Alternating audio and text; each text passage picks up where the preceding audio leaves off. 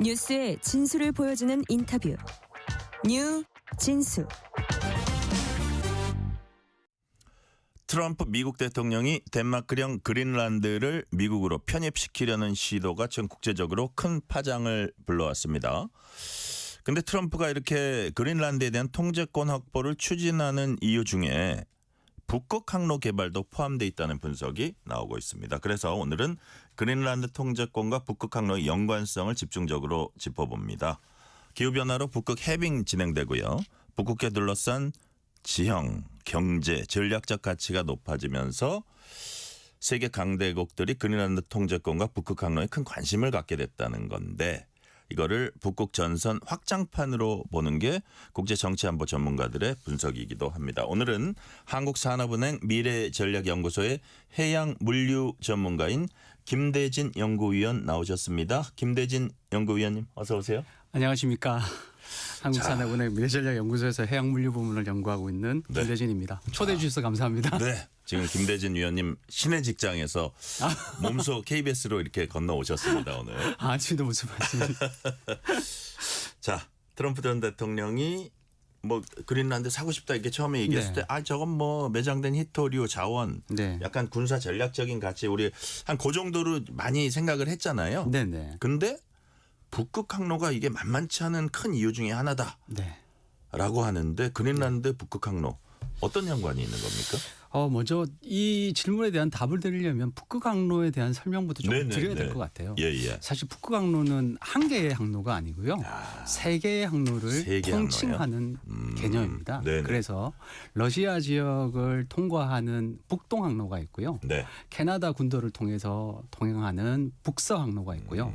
그리고 북극점이라고 부르는 정 가운데를 통과하는 북극점 횡단 항로가 있습니다. 그런데 그린란드가 이 북극점 횡단도 가운데에 딱 위치를 하고 있는 그 것이죠. 세 번째 거요. 그렇죠. 예. 근데 가장 이 북극 항로에서 효율적으로 빨리 가는 길은 사실 가운데 북극점 횡단 항로를 지나가는 길이거든요.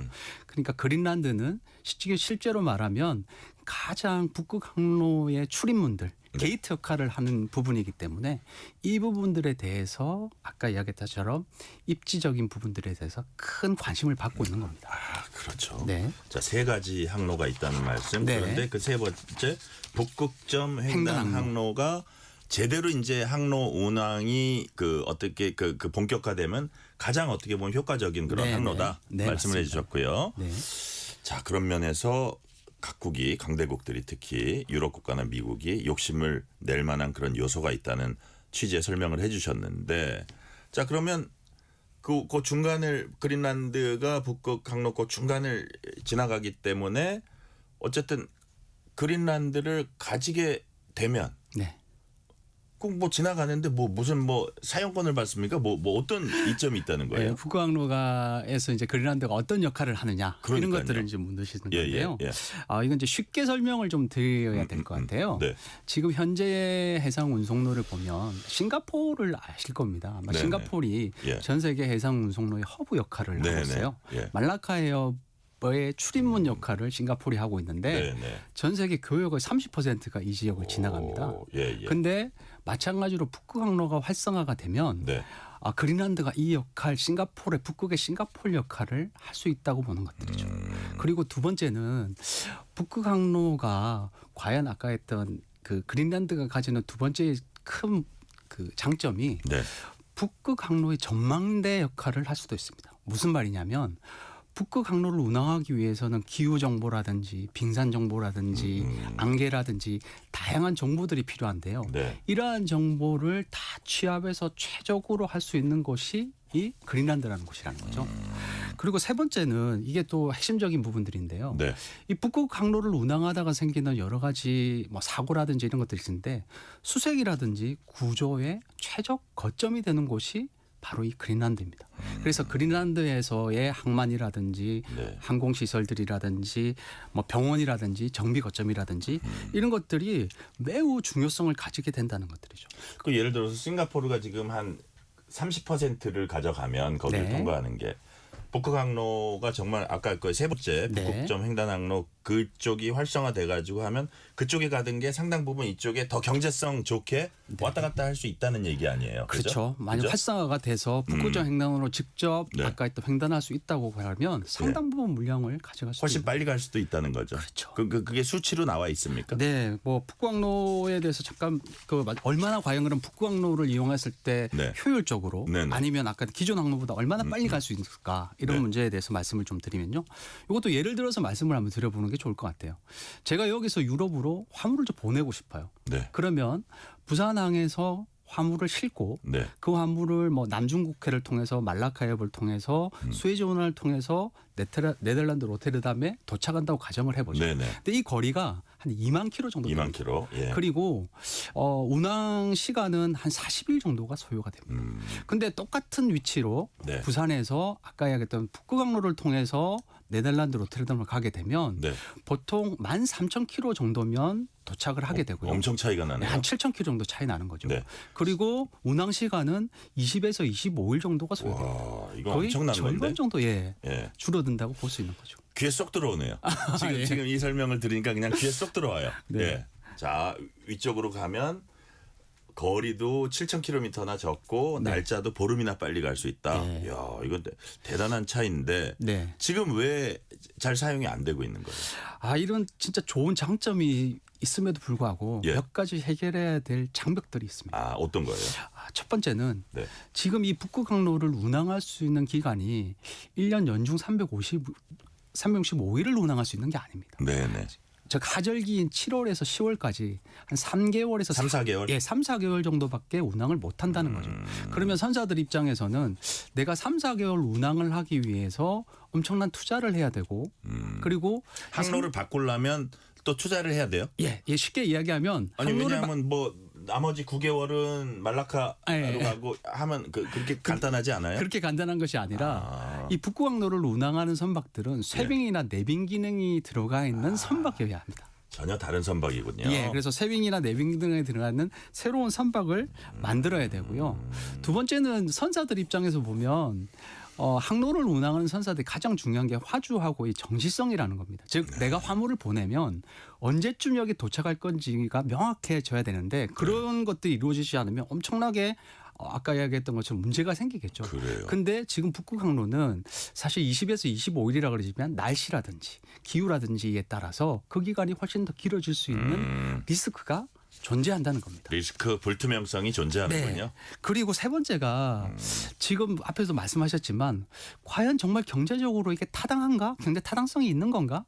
저희가 이제 쓰는 말로 네. 얼음의 경제학으로 지금 표현을 많이 하는데요. 네. 실제로 북극항로가 7,000km라도 줄고 기간도 20일 이상 줄어드는데 그러면 여기에 어떤 비용이 추가되는 거야? 첫 번째는 선박이 달라져야 됩니다. 즉 쇠빙이나 네. 내빙이 들어가 있는 쇠빙은 이제 얼음을 깨고 가는 거고요. 내빙은 이제 깨져 있는 얼음을 영하의 온도를 견디면서 갈 수 있는 기능인데 네. 이런 기능이 들어가 있는 선박을 아까 했던 건조하거나 갖고 있어야 되고요. 두 번째는 극지 항로를 운항하는 선원들도 네. 일반 선원이 아니라 특별하게 교육을 받거나 훈련이 된 선원들이 탑승을 해야 됩니다. 네. 당연히 급여도 많이 줘야 되겠죠. 그러니까요. 그리고 세 번째는 북극항로를 지나가기 위해서는 그냥 지나갈 수 있는 게 아니라 아까의 북동항로 예를 들면 네네. 러시아 예. 연안을 지나는 북동항로를 지나갈 때 러시아의 승인을 얻어야 되고요. 그다음에 러시아 러시아의 외교적인 문제도 있군요. 예, 러시아의 아까 이야기했던 쇠빙선을 이용하는 에스코트 비용이라고 합니다. 쇠빙선을 따라서 가야 되는 에스코트 비용이 있고요. 네. 또 어떤 구간에서는 러시아의 경험 많은 도선사가 탑승해서 그 구간의 선장 역할을 하는 것들도 해야 됩니다. 즉 많은 돈이 추가된다는 것들이죠. 자, 여러 가지 사실 난관이라고 할 수도 있는데 네. 그럼 위원님이 보시기에 뭐 그래도 예를 들어서 뭐 몇 년 안에 뭐 10년 후에라도 이게 본격적으로 활성화될 수 있다고 보십니까? 아직은 잘 모르겠어요. 자, 이거 앞에서 말씀드린 이러한 문제를 일단 네. 조금 배제하고요. 이런 문제는 사실 언제 된다고 자꾸 말씀드리기 예, 힘드니까요. 예, 예. 근데 지금 나오고 있는 대다수의 어떤 문헌이라든가 보고서들을 보면 네. 이제 극지 전문가나 기후 전문가들이 이제 예측을 하기에 네. 한 2030년 중반 정도가 되면 지금 하절기에 3, 4개월 정도 운항할 수 있는 이 기간이 네. 좀 더 늘어나서 한 5, 6개월까지 늘어나지 않겠냐. 않겠나. 한 반년 정도까지 늘어날 네, 수도 늘어날 있다. 수 있지 않겠나 이렇게 보고 있고요. 그건 하지만 다시 말하면 예. 기후 변화가 그렇게 심각하다는 얘기기도 하네요. 네, 굉장히 심각하다는 거죠. 그리고 또 말씀드릴 수 있는 게 2050년 정도가 되면 예. 이제 아이스프리라고 해서 예. 이 북극해에 있는 얼음들이 다 녹게 될 가능성이 높다고 보는 거죠. 그러면 아까 말씀드렸던 북극적 횡단항로를 실질적으로 운항하면서 최적의 효율이 되는 노선이 생겨나는 겁니다. 그래요. 즉 이것들이 완전화되려면 2050년 전후가 돼야 완전 북극항로가 활성화되고 상업화되지 않을까 많은 학자들이 보고 있는 거죠. 이건 한마디로 이 북극항로 활성화는 우리 기후 변화의 자화상이기도 하네요. 네, 그죠? 그렇습니다. 결론적으로 슬픈 얼굴인 거죠. 슬픈 예. 기후 변화의 슬픈 얼굴이 바로 북극항로다. 네. 이 대목에서 어떤 노래가 떠오르세요? 노래가 네. 노래요? 그런 거 있는데 무슨 얼굴? 여튼 ART의 슬픈 얼굴? 뭐 이런 그러니까 거. 그렇죠. 아 바로 나오시네요. 우리 위원님 거기 소질이 있으신 것 같아요. 아, 무슨 말씀이요? 예. 자, 북극항로는 활성화되면 상당히 경제성 있고 효율성 있는 항로가 될 수 있지만 그럼에도 불구하고 결국은 이 기후 변화의 네. 슬픈 얼굴이기도 하다. 네, 우리 약간 문학적인 표현을 하고 넘어갔습니다. 네. 자, 북극항로 자체로서 환경적인 문제랄까 아니면 뭐 예를 들어서 이거는 가정입니다만 네. 기름 같은 게 대규모 유출된다. 그렇죠. 그렇게 되면 어떻게 되는 거예요? 생각해 보세요. 그 아까 앞에서 말씀드린 것처럼 북극항로가 시간과 거리가 굉장히 단축되는 네. 좋은 장점이 있지만 네. 실제 환경적 측면에서는 굉장히 취약한 지역이 북극 지역입니다. 그래요. 무슨 어떤 말씀입니까? 면입니까? 네. 예를 들면 생각해 보기 싫지만 네. 실제 원유나 아까 했던 기름이 유출되었을 때 대량 유출됐을 예? 때 만약에 예. 북극은 일단 영하의 온도로 아주 기온이 낮습니다. 예. 그러면 기름들이 대개 다 꽁꽁 얼어서 잠기겠죠. 예. 그리고 얼음에 침착을 하게 됩니다. 예. 그러면 사실은 대부분 차가운 수온 때문에 기름이 굳어서 이 박테리아에 의한 자연 분해가 거의 일어나지 않게 안 됩니다. 돼요. 네. 예. 그래서 이 부분들에 대한 아까 얘기했던 것처럼 그 얼음에 침착되어 있는 것들에 대한 기름을 회수하는 것도 굉장히 어렵고요. 네. 두 번째는 선박이 운항하면서 이제 검은 그름이라고 우리 왜 차 뒤에 연료에서 나오는 검은 그름 있지 않습니까? 이런 것들이 사실 얼음에 침착되면 네. 태양빛을 반사하는 것이 아니라 흡수해서 기후 온난화를 더 가속하게 됩니다. 즉 그래요. 기름이 유출되는 매우 순간 안 좋은 기후 온난화가 상황이군요. 더 가속화되는 현상들이 발달을 하게 되는 것이죠. 그래서 사실은 예. 이런 부분은 굉장히 끔찍한 부분이기도 하고요. 그래서 세계 해사 기구에서는 이 북극권을 지나는 선박들이 저희가 HFO라고 부르는 중류 같은 검은 그림이 나오는 원유 벙커유는 쓰지 못하게 하고요. 수소라든지 LNG 같은 친환경 연료만 가진 친환경 연료를 떼는 선박만 운행하도록 네. 지금 아까 했던 공고를 하고 있는 상황입니다. 지금 어쨌든 운행을 뭐 좀 계절적이긴 하지만 하고 있는 선박들이 있는 거 아니에요. 그렇습니다. 그럼 전 세계 물동량을 100으로 봤을 때 거기 네. 통과하는 거는 퍼센트가 나오나요? 나오죠. 얼마나 예를 돼요? 들면 전 세계의 물동량이 한 127억 네. 톤 정도 될 텐데요. 네. 2024년도에 북극항로 물동량이 한 3,800만 톤 정도 됐고 2025년 기준으로 약 한 4천만 톤 정도 예상이 됩니다. 그리고 네. 계산해 보면 한 0.3%, 0.4% 정도를 지금 현재는 북극항로가 담당하고 있다고 보시면 그래요. 맞을 것 같습니다. 그래요. 네. 한 0.5% 미만인데 미만입니다. 예. 어쨌든 지금 우리 김대진 위원님 말씀으로는 그 잠재력은 뭐 크지만, 무한하다. 예, 굉장히 충분하다. 크죠. 예. 굉장히 크다고 이제 말씀하시는 거고요. 영화 타이타닉 보면요. 네. 그 거대한 유람선이 북대서양이었어요. 이거는 네, 맞습니다. 빙산에 충돌해서 결국 침몰했습니다. 네. 북극항로는 훨씬 더 그 위험이 클 것 같은데요. 어떻습니까? 네, 뭐 앵커께서 말씀하셨던 타이타닉 영화를 저도 굉장히 재밌게 봤는데요. 예. 혹시 이게 언제 일어난 사건인지 아십니까?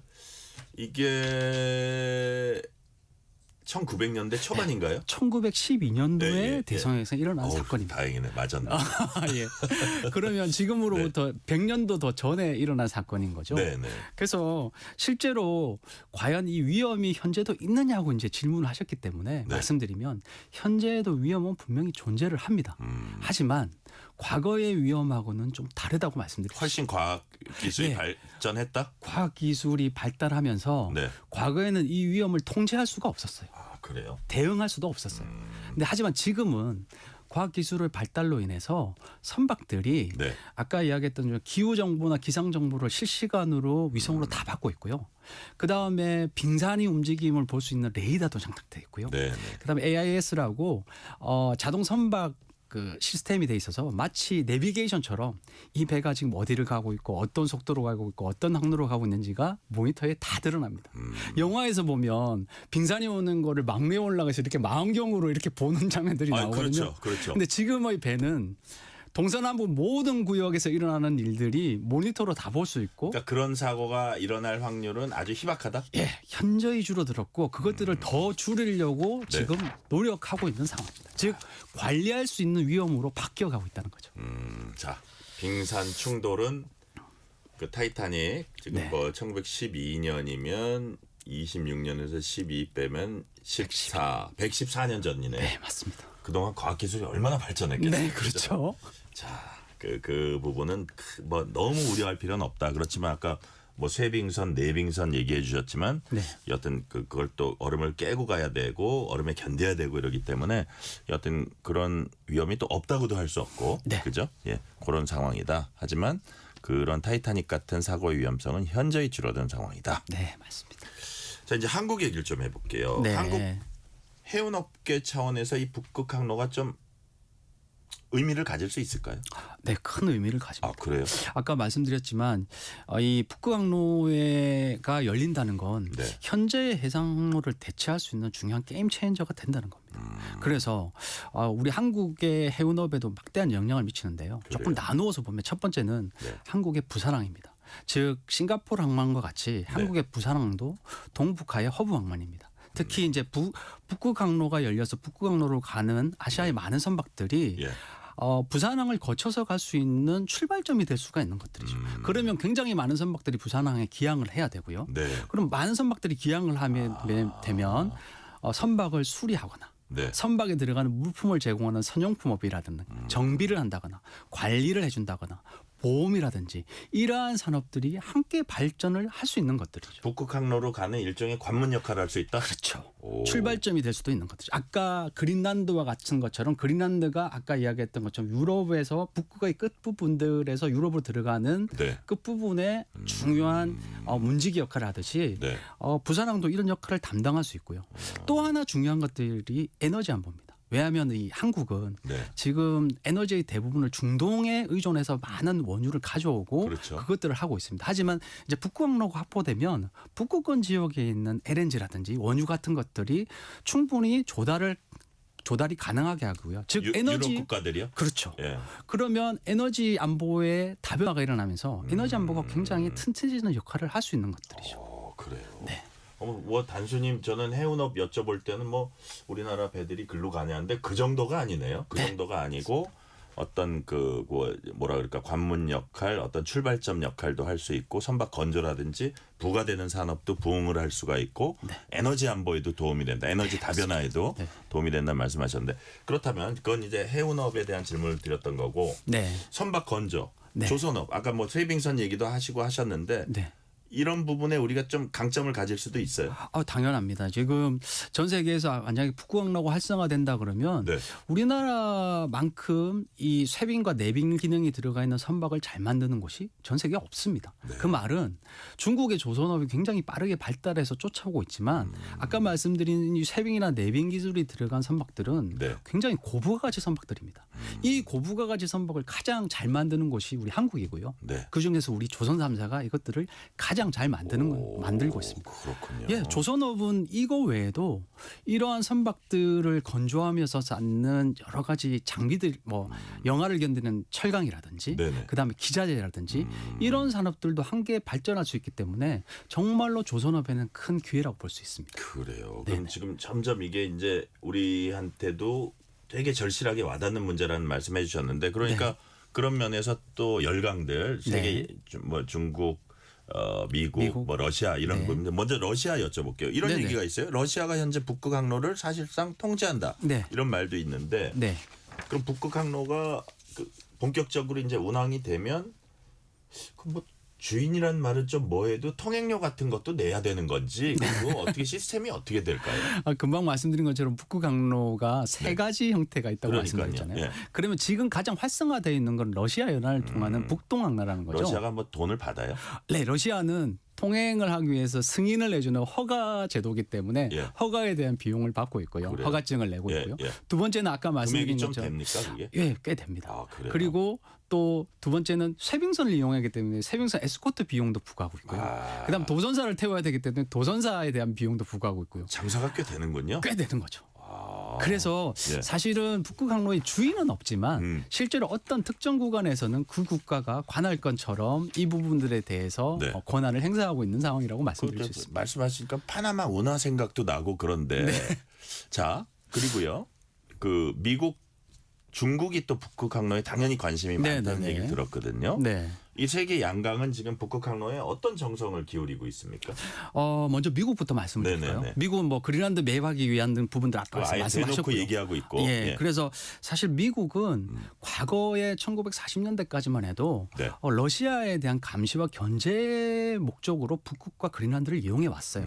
하지만 이게 1900년대 이후로 넘어오면서 네. 북극 항로에 대한 가치, 경제성들이 커지기 시작하면서 미국도 이대로는 안 되겠다고 생각을 하는 것들이죠. 네, 그래서 미국은 지금 쇄빙선이 교육용 쇄빙선을 제외하고는 한 척밖에 없거든요. 네. 작년에 미국이 16척의 쇄빙선을 한꺼번에 발주를 했어요. 아 그래요. 예, 그리고 예산에서 약 90억 불 정도를 투자해서 네. 그린란드에 있는 항만과 아까 있던 기지들을 다 현대화하는 작업들을 하고 있습니다. 즉, 이 그린란드의 투자를 굉장히 급격하게 늘려가고 있는 거죠. 이게 트럼프 대통령이 그냥 즉흥적으로 나온 얘기가 아니군요. 아닙니다. 예. 준비를 하고 있었군요. 준비를 하고 미국이. 해온 거죠. 오. 그 다음에 네. 요즘에 가장 이슈가 되고 있는 게 중국입니다. 네네. 중국은 사실은 북극권에 있는 국가가 아님에도 불구하고 예. 이제 근 북극권 국가라고 주장을 하면서 북극권에 대한 또 그린란드에 대한 투자를 굉장히 늘리고 있습니다. 중국은 어떻게 하고 있냐면 예예. 그린란드에 있는 광산에 대한 투자를 한다거나 공항에 대한 투자를 한다거나 항만에 대한 투자를 굉장히 늘리고 있고요. 네. 그리고 중국이 지금 추진하고 있는 1대1로의 마지막 퍼즐로 이 북극권을 빙상 실크로드라는 이름으로 빙상 최대한? 실크로드. 최대한 영향력을 확보해가는 전략을 취하고 있습니다. 그러니까 미국 입장에서는 중국이 되게 미울 것 같아요. 그렇죠. 자기가 하는 거 뭐 남미면 남미, 아프리카면 아프리카, 북극까지 쫓아오니까 네. 나라가 워낙 크다 보니까 뭐라 그랬죠? 아까 근 북극 국가. 그러니까 북극권에 그렇게 멀지 않은 나라다. 네, 맞습니다. 그렇게 주장합니다. 참 세계 곳곳에서 세계 양강은 지금 부딪힐 수밖에 없는 구조라는 말씀을 해주셨는데, 네. 자 우리 김대진 위원님, 북극 항로가 본격적으로 네. 활성화되지 않는 그런 데는 네. 보험과 금융 문제도 있다. 네. 이건 무슨 뜻이에요? 이거 간단하게 말씀드리겠습니다. 제가 자동차를 샀는데 네. 이 자동차 보험이 들 수가 없어요. 예. 그러면 그 자동차를 어디 타고 갈 때 편하게 갈 수 있을까요? 못 가죠. 지금 무조건 북극 보험 항로를 들어야죠. 뛰고 있는 선박들이 보면 보험을 들 때 예. 보험료가 일반 보험료의 작게는 몇 배, 많게는 10배 이상도 보험료를 책정해야 됩니다. 즉 보험사가 뭐냐면 이 북극 항로의 위험을 책정할 수 있는 데이터와 지식들이 없습니다.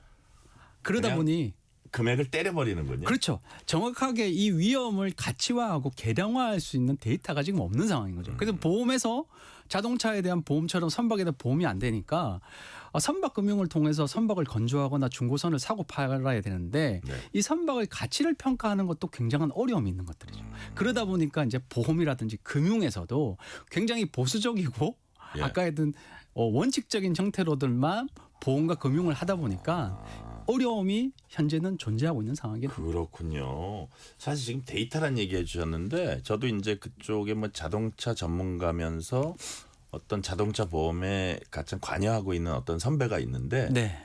자기하고 이제 보험사에서 같이 조인을 해서 일을 하자 그러면서 왜 나한테 그거를 제안했는지 아냐고 물어봐서 왜냐 그랬더니 자기가 데이터를 갖고 있기 때문에. 아, 그렇죠. 근데 마찬가지로 지금 선박에 있어서도 사고라든지 사고 가능성이라든지 이런 데이터가 없으니까 그냥 무지막지하게 그 보험료를 때리는군요. 맞습니다.